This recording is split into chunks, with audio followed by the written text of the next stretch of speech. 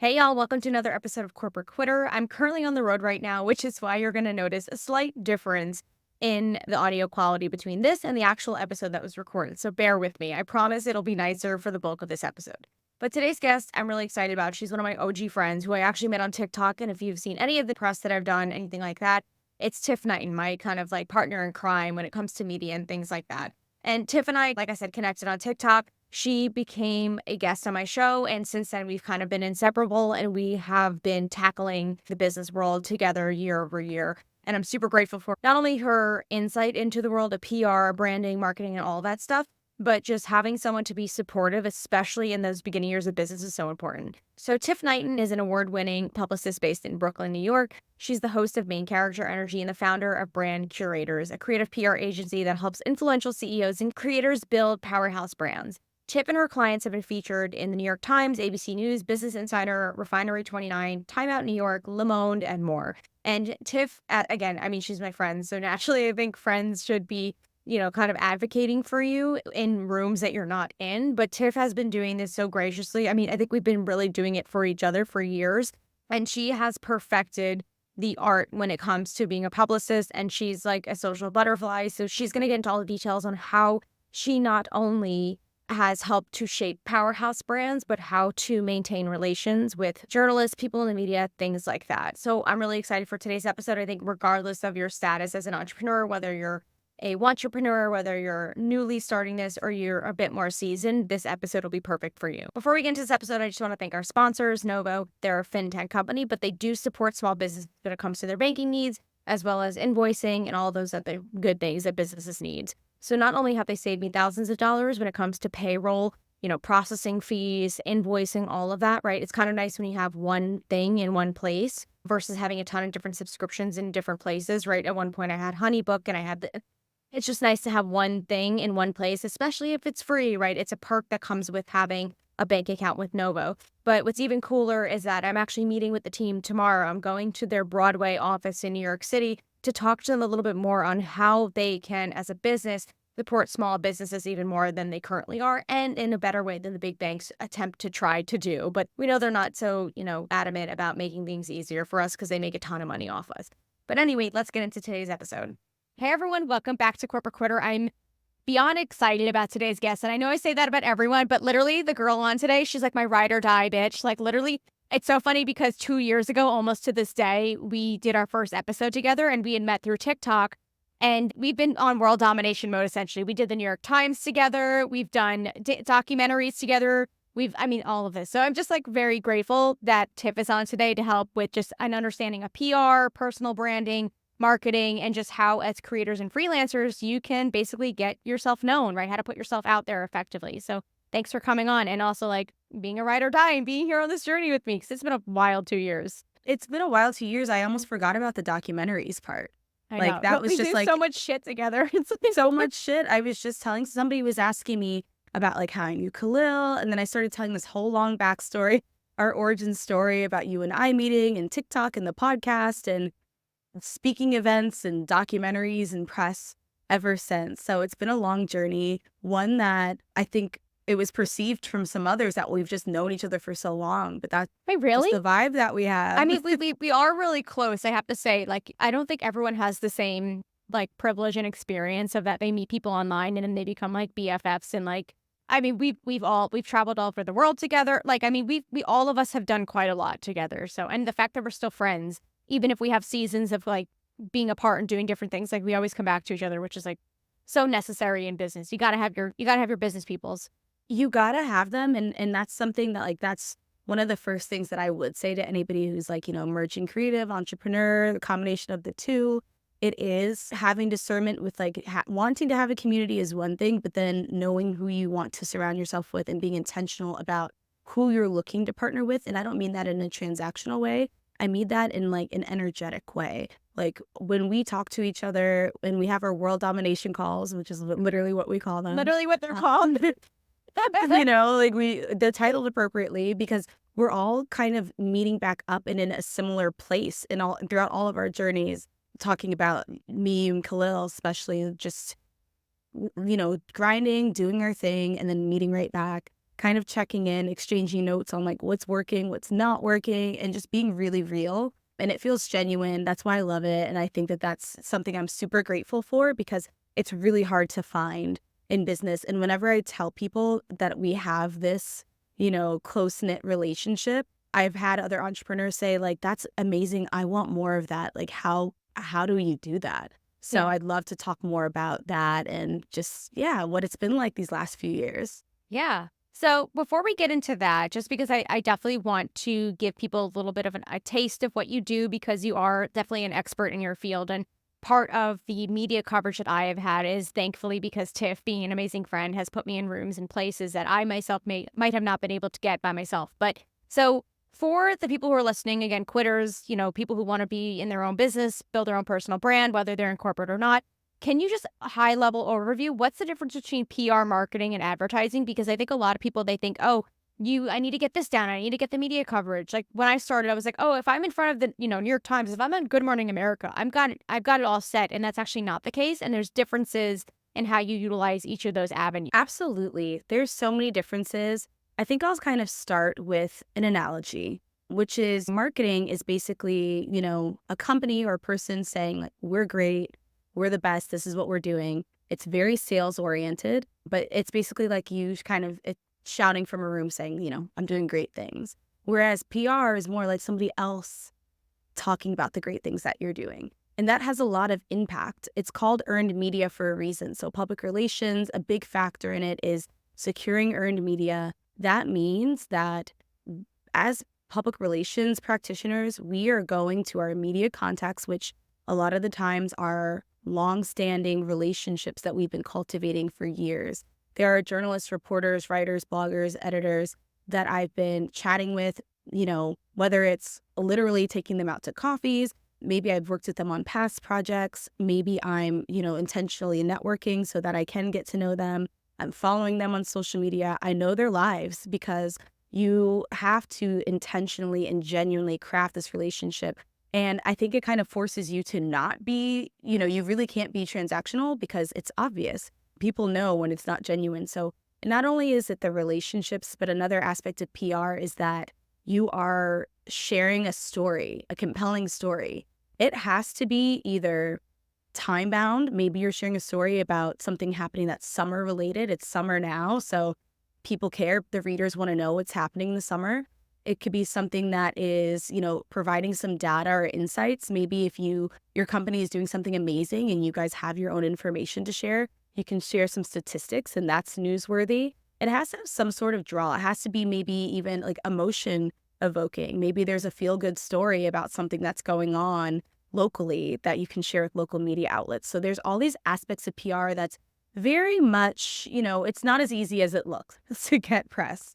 But to compare that to like marketing and advertising, marketing has more of a sales focus. And I really want to emphasize that PR does not equal sales. Which It's I a know. We It's a both huge know. misconception. Yeah, we know that. And that's, and one thing, Gab, is that, before we had a real long conversation about it, I know that you kind of picked up on that early and you're like, it's not that I'm like, was in the New York Times and now my website's running up. It's not necessarily that. A lot of times PR goals are more brand awareness focused or, just trying to get people to either understand your reputation or clean up a reputation, depending on what it is. But we'll get more into that eventually. Whereas, when it comes to advertising and marketing, you're using like your own channels. You're pretty much using a budget. Advertising is usually used to like sell products or services. And it's designed for brand awareness, but really to like generate demand and support sales. It's very important. I think what I've studied is an integrated marketing communication strategy. And that's where you're using all these things to work together. Mhm. So I would definitely encourage anybody who's interested in, generating awareness and buzz for their brand to invest in PR, smartly use, marketing and advertising, like use your own channels, being able to have, for example, news on your company blog. Your company blog is owned media. So earned media means that like we are reaching out to the media and that's a third party. That's a different outlet. It's not our own channels. But owned media could be your own channels. You could be posting, updates on your website, on your blog. There could be something newsworthy in there. That's something that could turn into earned media because it might get picked up. So that's kind of like more marketing, content marketing, social media marketing. You're using your own channels. You're maybe putting ad dollars behind it. And that's what it turns into advertising. And you have a paid ad that can reach people in your area. You can set up your ad to kind of target your target audience. But I want to be very clear as well that anytime you're paying for PR outside of paying for like the agency or the publicist to, do the campaign for you, if you're paying for an article or you're paying for some sort of media placement, that is now advertising. It's happening a lot lately. And I just want to set the record straight. Even when you're paying to go on a podcast, it kind of switches over from Don't even earned get me to paid. started on that shit. It's I ridiculous. know. It's a rising trend. I'm seeing like pay for play has become so popular in PR. Unfortunately, there's a lot of factors. I think part of it is, writers aren't having as many secure jobs anymore, and freelancing. A lot of people, are really kind of desperate to get media, and PR takes some time. PR is not a quick fix. PR is not something you do like a drop in the bucket. It should be an extended amount of time, nurturing these stories, nurturing media contacts. But people get impatient and they want to pay for an article. To me, that's no longer earned media, and that's okay. Over here, we work really hard to get earned media placements, and it's because everybody we work with has a compelling story, and we just know how to tell it in a better way and help them position themselves for that press.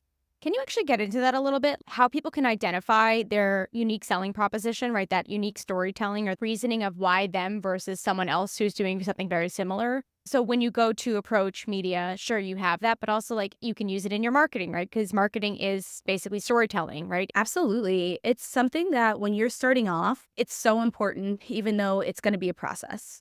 Like you're more than likely not going to like immediately nail your brand story. It's going to be something that you build on.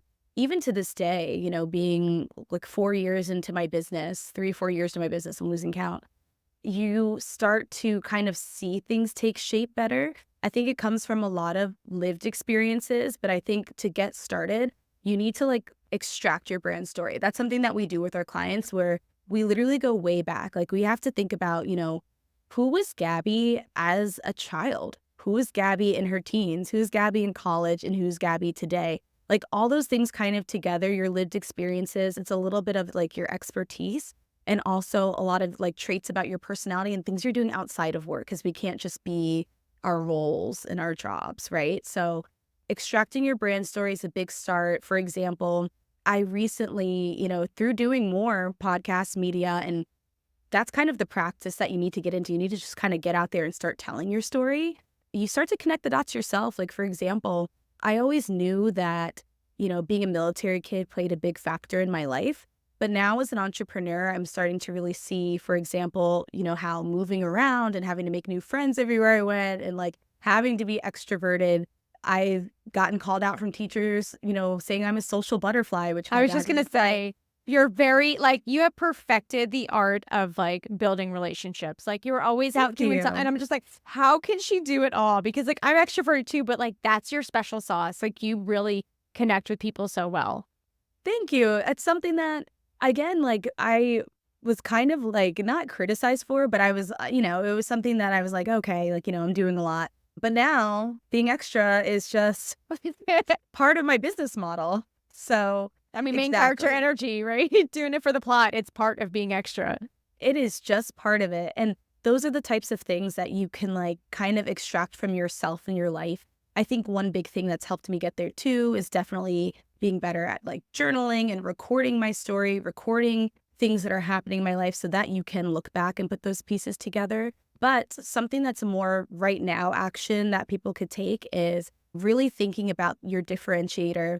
There are, of course, there's a lot of different people in a specific market that you might be in, different businesses, different coaches, practitioners, whatever it may be. But think about what you bring to the table that is a little bit different. Like you could be a lifestyle and wellness creator. And sure, there are plenty of lifestyle and wellness creators, but maybe there's certain topics that you speak about. Maybe you have a specific community. All those things make it, very unique that you are telling the stories that you're telling in your voice because of your lived experiences, whether that's like the community you were raised in, like your ethnic background, your gender, identity, whatever aspects go into who you are and how you show up every day. Those need to be told, and they shouldn't be downplayed either. I think a lot of us kind of tell ourselves that everybody's doing this, but you really have to think about why people listen to you or are attracted to you. And you can even ask people. That's also an exercise I do with my personal branding clients, where you ask your friends or you ask people close to you about some characteristics that stand out and kind of come up with a little survey almost for yourself where you can kind of get some feedback on where you shine. I think it's also hard, as Khalil said one time, that we ourselves are almost like a spice jar where like you're only one of the many ingredients and you are within the spice jar, so you can't see actually what makes you special. But so like, what are some common mistakes creators make when trying to establish their personal brand? Is it more so like that they don't know who they are, which means they don't know who they're talking to? Or is it more so like other things in the PR world, like rubbing someone the wrong way if they reach out and I don't know, right? There's many things. Yeah, no, that's a really great question, Gab, because I would say the biggest mistake or misstep, it can be corrected, but, one misstep that some creators make is possibly trying to be for everybody. As a matter of fact, I'm going to confidently stand in that. It's not possibly. Every time you will make the biggest mistake trying to be for everybody. And what I mean by that is I really love working with like multidisciplinary, multi-passionate, multi-hyphenate type of creatives. And I love it. And I think because of all the work that you and I have done, Gab, to like just think about how we're making ourselves stand out, just to help people wrap their heads around all the amazing things we do, because we do a lot of amazing things. And I try to help the creative who's in their head and like wondering exactly like why they're not reaching their target audience or why they're not getting opportunities. And a lot of times it comes back to trying to be either like palatable for everybody, meaning you don't want to turn away certain business, so you want to be very specific. I do want to caveat this with you do have to try different things. When it comes to, let's say, like content creation, putting out content, that's an area where I would say don't pigeonhole yourself per se. You don't need to niche down immediately. But I will say you do need to give some other people, outside people, direction on how to perceive you, how to work with you. A big mistake I see in that arena is maybe if I go to your Instagram. Now, I do a lot of casting for different marketing campaigns. And if I'm trying to suggest an influencer for a brand campaign and I have them on the deck and I know that they're a great influencer, like there's only so much I can say, but somebody needs to kind of quickly look at your profile and understand what they're getting, what you're doing, how you're aligned. And if they can't do that because you're a little too all over the place, or you're trying to like kind of make content for everything or make your brand kind of like for everybody and not specific enough, it gets lost. Like you're going to miss more opportunities because everybody's attention span is so short and nobody really has time to like really dive deep into who you are. You need to tell people who you are. If you have that brand statement, if you did that work to at least know who your target audience is, or, a specialty about you, even putting, keywords in your profile or saying I work with X goes such a long way, because it's just immediately perceived. People get it. They don't have to spend too much time trying to figure you out. Yeah. And the other thing too, I think, is that so many people, myself included, I was afraid to be opinionated and speak kind of very passionately about things and kind of niche down into the people that I actually want to talk to.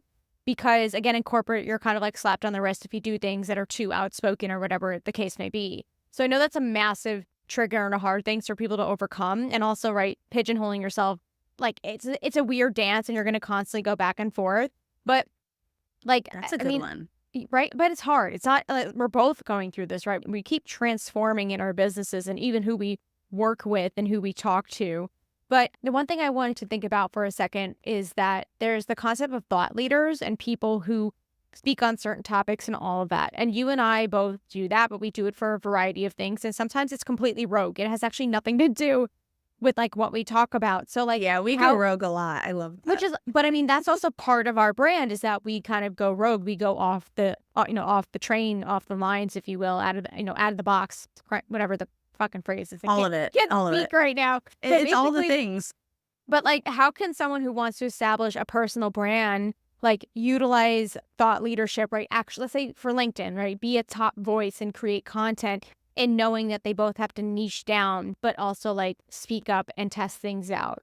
Like, I'm sure there's a dance, but There is, but I want to actually use your example of what you were saying about like, possibly being perceived as like vulgar or out there or weird or whatever you want to call it. If you decide what your brand is, like just stand in it because there are people out there looking for you. Everybody is looking for something that you might have.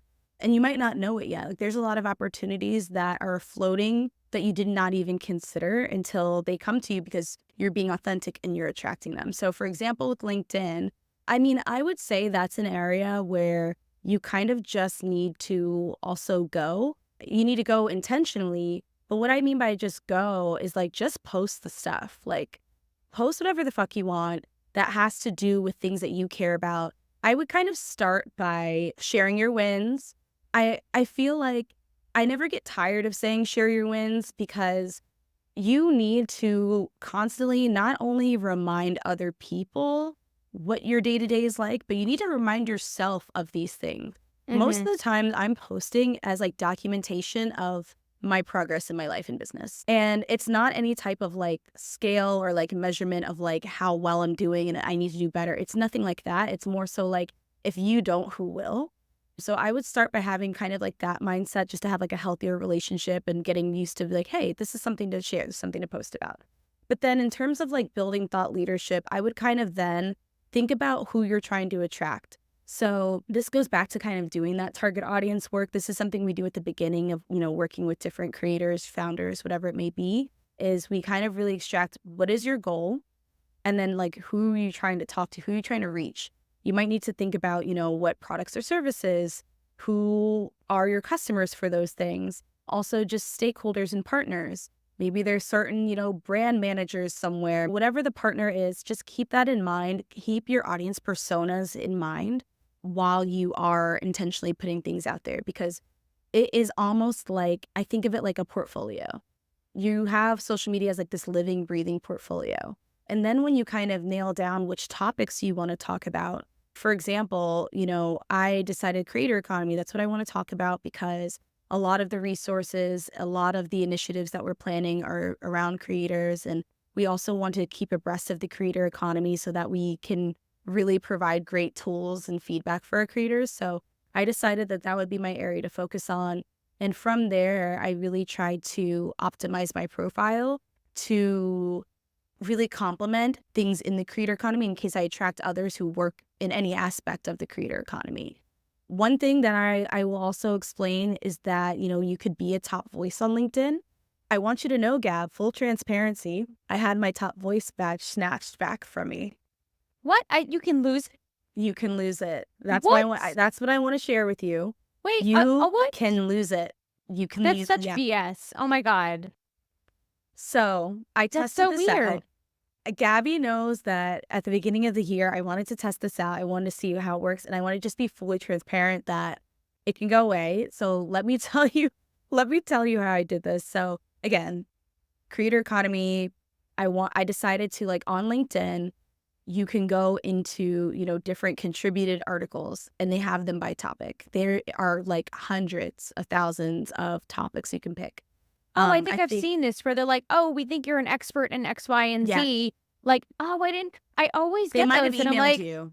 I'm like, "Why am I getting these?" Like, I'm not an expert in public speaking, but like maybe whatever. Like, Yeah, it just yeah, but okay, that makes you know what? sense. What's cool? If you're listening, like whoever gets those emails, notice which ones they're recommending you for. Like public speaking, I can see why they got that to you. I You get probably it get too, but I'm recommended just for like, influencer marketing. No, no, no, I know, but we'll use that to inform if people are having trouble with their topics or like, what they should center around. So that mhm. is an example. Let's say you were like, you know what? My goal is to be on more stages, do more speaking engagements, host more workshops like you do. And that is like your top goal of the year, one of the top goals of your year. And so maybe you say, I'm going to go for a top voice and public speaking badge because I want people to identify me with public speaking, kind of like I wanted to do with creator economy. So the process is you go to the contributed article and they'll send you the little emails and you can like kind of start contributing. After you contribute 3, you'll kind of be in the running for a badge. And when I say contribute, I mean they already have these. People have different feelings about them. It's essentially AI written articles. They're kind of bare bones. They're pretty basic. People can contribute by leaving a comment on a different paragraph in the AI article. So if it's talking about, it could be like best tips for public speaking. And there might be 3, 4 paragraphs, and you can leave a comment with your 2 cents on one of the tips that they have, one of your own tips. Now, I did this for like a month. Essentially, they assess your badge every, I believe it's 90 days now that I know this. You will kind of contribute every so often. I made it a goal to contribute, I will say like 3 times a week or so. So I would contribute 3 times a week. Over the 3 weeks, 4 weeks that process was, I started to climb the ranks. Like it would tell you, now you're in the top 50% in creator economy. Now you're in the top 20% of creator economy. Now you're in the top 10%. Keep contributing. You're in the top 3. And now you have the badge. So I had the badge on my page, but I wasn't contributing as much once I got the badge. But it's so weird that like contributing can look like literally writing up full articles or literally just doing comments, which I understand it's still like you're driving engagement, you're keeping people on the platform, which is what they want to do. But the fact that they take it away, a little weird, but I do understand from a business model perspective, they want to keep people to keep generating content and all that stuff. And now I know that LinkedIn's in the beta phase of like almost creating like a For You page, like a Reels sort of thing, which is so wild. But like, I'm here for it. We'll just see what it is. It's going to be like, you know, the LinkedIn articles where it's like, you know, like my dog like kicked over the water bowl today and it really made me think about how see like some bullshit. And you're like, I get it. I do it too. But also like, this is fucking it's gonna weird. be worse. Like, it's a little weird. It's gonna be even worse. Yeah, we're gonna get like cringy posts in video format. I mean, I'm bitch on the same. I'm so cliche sometimes, but like that's just sorry. Cringe is it's the form of entry, right? What do they say? But it's like embarrassment is the cost of entry. Cringe is the cost of entry. But anyway, so like with that, did you get any perks from being a top voice creator? Like were your posts scaling more, or just more people were following you? Like, do you find that you had more reach on things because you had achieved that badge? Or do you think that it kind of just like was a nice little thing to say like, hey, I'm a top creator, but it really didn't do much to the metrics or like outreach? I'm glad you asked me that, because when I really think about it, I know that I was kind of experimenting with a couple things at the same time, which are probably some of my other tips. Like while I was, once I got the top badge and while I was getting really serious about LinkedIn, I was also constantly updating my LinkedIn article posts, which I highly recommend updating LinkedIn articles. Just a side note about LinkedIn articles, I heard from a journalist that I've worked with that when they're looking for thought leaders, a lot of times they'll check someone's LinkedIn articles and see what they've written about in the past. Not everybody, I'm sure, but I just like that tip because I've been leaning into just using kind of all of LinkedIn's tools. They're right there. It's great for repurposing content. If you have something on your blog, on your website, put it as a LinkedIn article. If you have something that's super long form, put it as a LinkedIn article. Just a great place to have just more content. So I was doing things like that. I was doing, a lot of networking as I do. I try to do like 3 or 4 networking events a month. So I was adding a ton of people. I also was kind of like dabbling in premium, honestly, whenever they gave me a trial. So I think those things working together, it's hard to tell if the top voice badge did anything, significant. In my opinion, one of the things it probably did was like have other people top badges see me and I see them, because I would kind of see some of the people who are also contributing and like I'd follow them, they'd follow me. So mostly that. But in general, I was seeing it as almost like the new, blue check. I was going to say, that seems very much like a, like, oh, they're that person, they're that bitch. But like, I'm sure they're still dabbling with it, right? I think one of the things you said was like LinkedIn, they're positioning themselves to be almost like as important as Instagram when it comes to like, I wouldn't see verification or credibility, but right, LinkedIn used to be just a networking thing for when you're in corporate, right? Now it's become a creator thing, which means that they have to change the platform to then invite creators and partnerships and all that stuff. But I'm really curious to see if that changes, I'm curious too, because obviously like we knew they were going to get the video feed fine, but I would definitely encourage anybody who is, and especially creators, because I think that there is that perception still of like LinkedIn is like, the briefcase app. It's like super stuffy. People are super cringe. And I think that creators should definitely utilize it. Definitely think about the fact that people who are doing brand partnerships in media have really been, like on LinkedIn. I mean, people have seen your post and wanted to work with you. Like, this I is mean, just now, like, this is the first month that I've ever done a written post on LinkedIn, which you helped me figure out, which is great. But like, this is the first time that I'm actually starting to work with brands and they're finding me through LinkedIn versus like TikTok or whatever else. Honestly, I think some of the other platforms, they're burnt out, but either way. they're burnt out, and then people need to consider people with the budgets are already on LinkedIn. So I that goes know. back to thinking about where your target audience is. So I say that to a lot of like my clients who might be just focused on Instagram, which a lot of people are. I understand, especially like millennials and like it.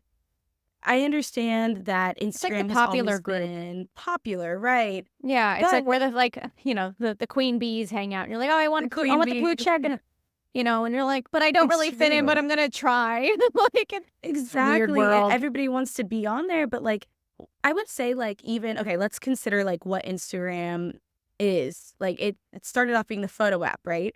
So Hmm. I know a lot of times when like photographers, videographers, visual artists, like when they spend a lot of time on Instagram, I love it. It's a portfolio. It makes sense to me. I think and not to say it doesn't make sense that other people do, but sometimes depending on your business model, you need to consider, is Instagram the right place for me to like put all my eggs in this basket?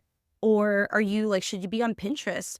Or should Hmm. you really be on LinkedIn? Like you might be more B2B. Like if you're more B2B, I don't see why you're putting all your eggs in Instagram when you Hmm. should be where your people are. But yeah, that's kind of my 2 cents on like LinkedIn. Another way I leveraged it, just one thing about me is I'm going to brand the hell out of anything I do, right? And it's something that you have to move past that cringe factor, because sometimes you might be like, "Oh, I'm doing a lot," but like no, you earn these opportunities. So let people know. A lot of times people don't even know, and there's everyone's attention spans are so short. So after I got that top voice badge, hell yeah, I put it in my LinkedIn headline, and hell yeah, I put it on my media kit. Things like that are how you kind of like streamline your brand. I've been trying to get better about being boastful about the things I've accomplished, but in my brain, I'm like, oh, I already talked about this 2 years ago. I don't need to talk about it again. I'm like, no, they actually forgot, bitch. Like, they don't Nobody need to, don't, remembers. no one remembers jack shit. We have way too much going on in our worlds. Like, it's okay to cycle through things. Like, that's totally fine. But pivoting away from LinkedIn for a second, like, is that the only resource or tool that you would recommend for like managing and enhancing, if you will, like PR activities or even like beginning to build those relationships? Or are there other things that you would recommend with like, let's say even the changing landscape, because journalists and even like media isn't quite the same anymore, especially with the emergence of TikTok. Yeah, you know what? I'll tell you a lot of the different tips and tricks that I share with my clients about like positioning yourself better for press, or like even like leveraging press moments or even big moments that you've had internally, like you had your own event. For one, there's so much power in owned media. I want to just emphasize again that owned media are just the channels that you own. You and I had a great discussion on this, especially when everything was happening with the TikTok ban initially, that you don't know when these platforms are going to like poof and disappear. So you need to be Hmm. ready to share what you need to share and continue your business on your own platform. So, of course, having some sort of newsletter, having a blog, you have different social media channels, like don't just depend on one. I literally hold my breath when people only use Instagram. That is so scary. Instagram goes down all the time. And if it goes down, what are you going to do? So, there's a lot of power when it comes to the blog. I keep mentioning the blog, but I say that because I think about, I've been on both sides of, being a writer. I'm a contributing writer. I have a degree in journalism. I've seen the side of like looking for sources. I've seen the brand side of like looking for creators, but I've also been on the PR side where I'm trying to pitch relevant people to different platforms and media and brands. So I know that you want to give people as much context as possible. If you have been on different shows, podcasts, radio shows, TV, put that somewhere on your website, whether it's a press page, a blog, somewhere, and then try to think about how you can repurpose that on as many places as possible. Because I think a lot of people are under the impression, this is kind of another like mistake creators might make, that if you put it somewhere, that I put it on my YouTube, like it's there if anybody sees it, but like not everybody has access to that if they are coming to your Instagram for a brief second to see if that's someone they want to work with. Mhm. So I would say like leverage your own media, try to cross-reference things on different platforms, and oh my gosh, make it easy to find these other platforms. I've seen so many times when somebody has a link tree in their profile, but they don't even have their website on their link tree. Mhm. So you're missing like little touch points where people can get to know you better and see things better. Going back to kind of like repurposing, if you have a Pinterest and, you know, you were on Good Morning America, the Today Show, you had a great article somewhere, especially with video, you can like pin that on Pinterest. You can, you know, repost that, put it on YouTube. So these things kind of need to be repurposed because, again, we have to get out of our heads of thinking like we're annoying or I already posted it. You'd be surprised how many people I'm like, wow, I'm not seeing any of the great content places, but I know that they've done things. I know that they're out there. So even if it means like taking some time out of your week to try to see, you know, what does it look like from an outside point of view, maybe even have Mhm. somebody else do it. Are you seeing the things that I'm trying to put out there about myself? I always forget this too because I think for a while I would hide behind stories because I'm like, oh, if I look like an idiot or I'm doing this really obnoxious thing, like at least it's going to disappear in 24 hours and I get a get out of jail free card. But then it also comes down to you're missing opportunities because you're afraid to post it like on a static post or put it into the ether because it's not going to go viral. Or maybe like people are going to perceive it as being like, I wouldn't say flashy or like pretentious stuff like, oh, look at me, like I'm showing off. But like you have to show those things so that people say like, oh, they're accomplished, they're impressive, they're doing this. Oh, they talk about this topic. And even like the blog thing that you mentioned actually just inspired me. I have to do this, but I write a newsletter, right? And I think I'm a great writer. Like I've gotten You paid to are. write. Like, I so live for your newsletters. Yeah. They they are are really so good. full of information. But even that, each of those little segments that I do within one singular newsletter can be LinkedIn articles, which I just started doing today, but they can also be blog posts, like little each one, like I don't know. So I think it's good and it happens over time that people Mhm. repurpose things, but especially if you're a new or emerging creator or freelancer or influencer, it's a lot to try to do it all, especially if you don't It have is. tools and systems and stuff to, let's say, automate things or whatever. But I guess like yeah, Got to I mean, start we talked about small. tools and yeah, and also like manage It's, expectations too, like for your own self. yeah, Like you don't could still expect to take like it have it all slow. done and like Mhm. it's like this big rollout, which is another like mistake that I make often too, where I'm like, I have my brand photos and I have these announcements and this content, like I want to roll it out in a certain way. And then like you think on it too hard, you overthink it, and then you're like, okay, fuck it, I'm not doing this anymore. So you need to like avoid doing that, but also think about like bite-sized ways. Like I love what you just said about the newsletter because you could just take some bite-sized content, have it, you know, posted somewhere. And that's something that, for example, I've pitched you to media. And if a topic comes like, oh my gosh, the TikTok ban, I was immediately like, Gabby, send me the video you did about the TikTok ban. Like those things are great references when you're pitching Mhm. yourself to media. You can absolutely newsjack, which is like jumping in on a topic that's happening in the media, Yeah. that's relevant. Everybody wants an expert to talk about it. Everyone's looking for someone to talk about it. You could absolutely jump in and share social posts, blog posts. I am an authority in this topic, or I know people get nervous about calling themselves an expert and an authority, but like that is what you are. If you've spoken about it, you have materials on it, that is something that you can leverage too. And it comes up in searches as well. So SEO. So Yeah. put it out. Lived experiences actually can really I've gotten segments and stuff for random stuff. It didn't actually end up moving forward, or I forget what ended up happening. I don't remember. But like even like I was talking about when I got off the pill and had this whole health complication, all these different things that like I was then gonna do something on the Dr. Oz show to talk about my health Wow. experience. Like it was all gonna be remote. But either way, like super cool. And it also came out of nowhere because again, like all I did was share my experience because sometimes people they want the story and not necessarily like facts and stuff. Like you need kind of both, Yeah. especially in a compelling narrative. Both. But I'm Depending on what wondering, kind of media it is. Yeah. yeah, exactly. But I'm wondering for like we were talking about, okay, these things are important to do, right? Okay, don't put all your eggs in one basket. Like make sure you tell a great story and all that stuff. But like the other thing too to consider, especially when you're doing this whole monstrosity that is a business, there's so many different things to do. not to add another piece, more icing on the cake, but like the other big thing that happens for people is like how to engage with their audience on social media or just in general. Like, do you have any best practices for that on like how to do that? How often? Like, to what extent to do that? Because like obviously it's a lot to create content. Obviously it's a lot to like run the business, right? Operationally and administrative wise. But then you also have to acknowledge your audience and customers who are looking at your shit and talking to you and sending you DMs. And that in itself can be difficult, but it's obviously really important. So do you have any insight on that, especially from a PR perspective or lens? Yes, give yourself grace because, like you said, it's a whole job.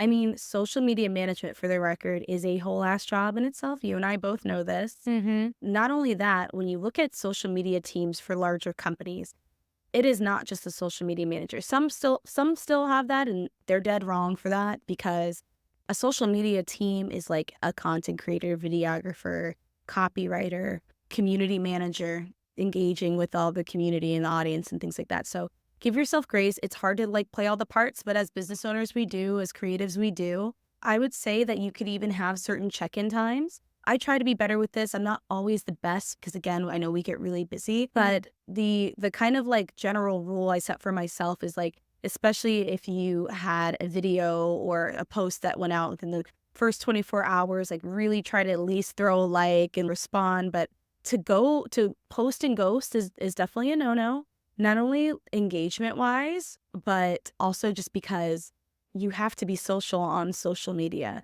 People will feel just more connected to you, more like they know you.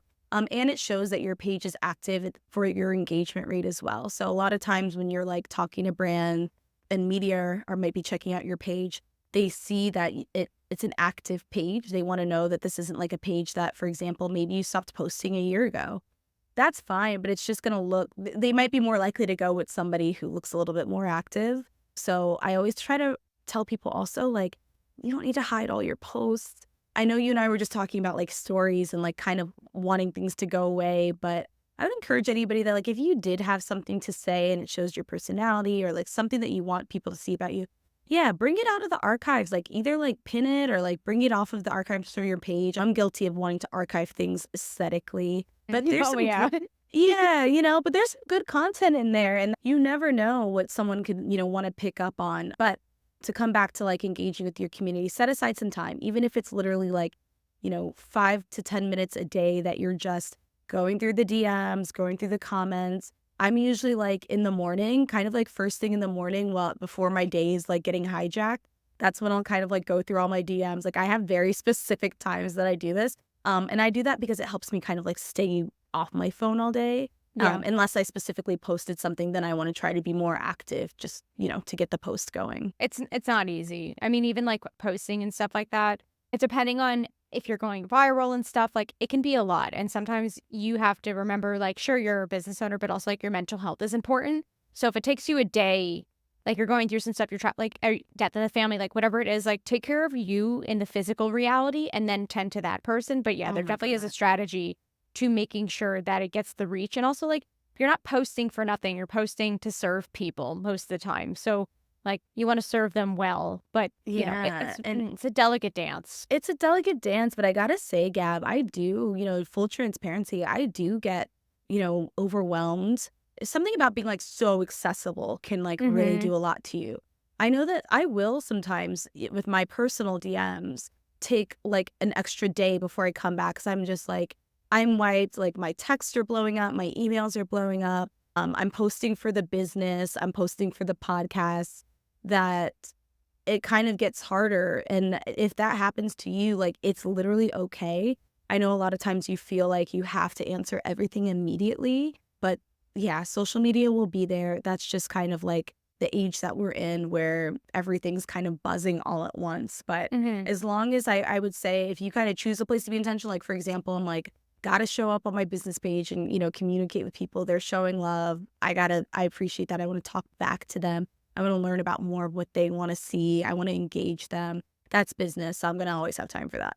I'm still working through that. I only just turned notifications back on for social media like a month ago. I had it off That's for a whole amazing. year.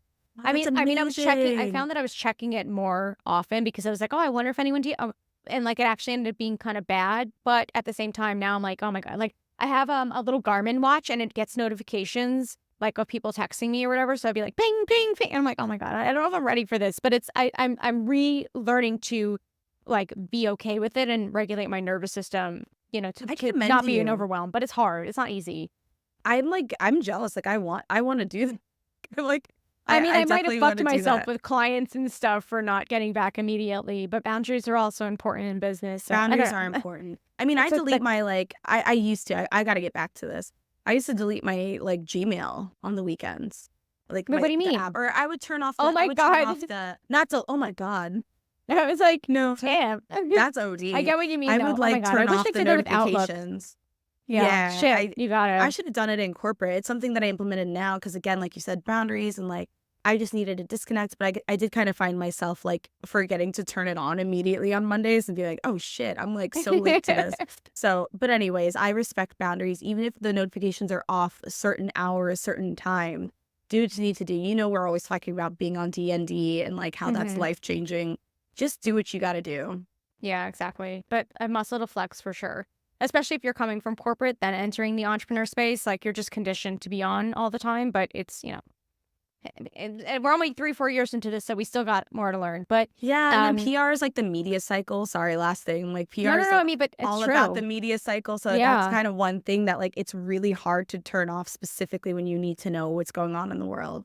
Yeah. Speaking about, again, going back to media and PR and stuff like that, I kind of want to wrap this up and put a nice little bow on it. But so what would you say is like the most valuable lesson you've learned in your career about effective PR and brand positioning now that you've been like 4 years into this and you've worked with thousands of creators and influencers and stuff like that?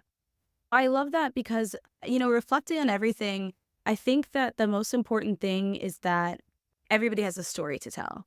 And I think that going in and specifically knowing that I wanted to work with small business owners was one of the best choices because, you know, it's easy to, not easy, but easier to work with, you know, larger scale brands. I had done, you Hmm. know, PR, media relations at big entities like Viacom, NASDAQ, and like large scale agencies. But, you know, when you have like household names like, you know, MTV, it's very easy to get press, right? Hmm. But when you are really dissecting entrepreneurs and their story and like their mission and how driven they are and like what they're bringing to the table in terms of like, you know, bringing their family into things and raising capital and just like all the ups and downs and like beautiful things that comes with creating something on your own, like with your bare hands. There are a lot of great stories that we've been able to like uncover and share far and wide. So I think there's something super rewarding about that, especially to show these entrepreneurs like, yeah, you don't have to be like mega to, you know, to get press or to have that attention. Doing PR is also not just the media relations, meaning like pitching outlets in media. Of course, you know, a big thing that we do is focus on that brand positioning. And I think one thing that's been super special is helping people like remember their story. And you and I always Hmm. kind of say this to each other because we have to remind each other of our stories, which is again why community is so Yeah. important because we are so in our day to day that you kind of forget. So I love being able to like have moments with my client where I'm like, look at you now, like look at what you're Well, doing, and like literally, that was me like what was it, a month ago when I like had a breakdown to you in Cologne. You're like, no, babe, you're doing fine. And I was like, I know, today's a bad day. Like, it's just, right. So we're like there for you, but we're like, you have no idea how well you're doing. Like, we just need to remind you, like, you're doing so well, and like have your moment for sure. Because like we need to have these, like, you know, you need to feel the things and acknowledge it, and then you got to pick yourself right back up. Because I'm like, babe, the trajectory you're on is like insane. Like, don't even fret. yeah. Well, but right. We're all human. We definitely experience that for sure, the dips and all that. But yeah, I can't believe it's been 3 years, dude. I can't believe we've been doing this together for two. Like, it's just time flies.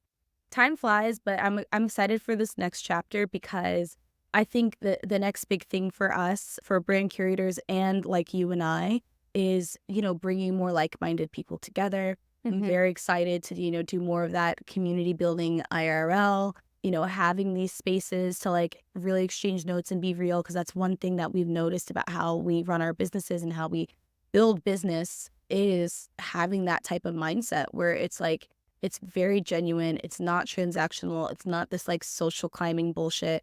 It's like if you want to like show up and we talk about what's working, what's not, what we can do, and kind of help each other, networking across. And what do you always say? Building as you climb? Oh, the build a ship as it sails. Yeah, that. Yeah. And like bringing people up we rise by lifting. By lifting others, yeah. Yes, there we go. Yeah. More of that energy. I'm looking forward to just doing so much more of that. I think that's just a big piece that at this point, wanting to share that is a rewarding thing. And yeah, we don't do gatekeeping around here. No, we do not. And I would say positively, we're seeing a shift in the market too, where the people who are full of shit are slowly being hijacked, which means more good people can kind of come into the space. I mean, we could have done things like, it could have been a scammer and maybe things would have gone a lot faster and I'd have the yacht already, but then it'd be gone in a year. So just realistic. I'm just joking.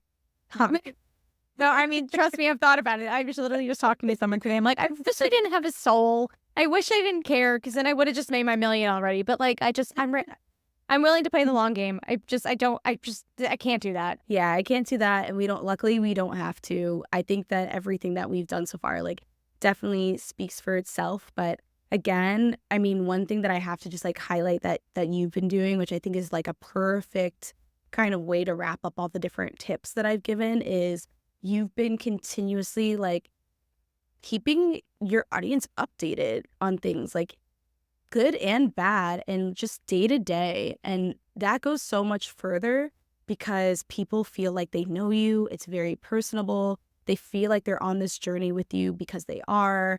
Even, having this podcast, which like you've done a great job with, and it is like doing numbers. There's something about like what you're bringing that really helps people feel inspired and feel like invested in you. And so for anybody listening, like trying to build a brand, definitely take note of the fact that you have to be able to tell your own story. You can't just rely on others to tell it for you. Press is great, but you need to think about why you want press.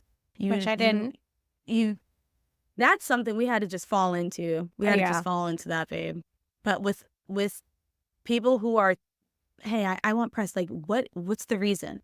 To tell your story, to talk about the mission, to get you closer to like better prospects, better partners. Yeah, like the visibility factor. Maybe you want to get more attention because you're going to go through fundraising rounds or whatever it may be. Like it could be still tied to your business goals, of course, but it can't be because you want like 100K sales, at the end of a 3-month engagement, which honestly, 3 months is not a long time.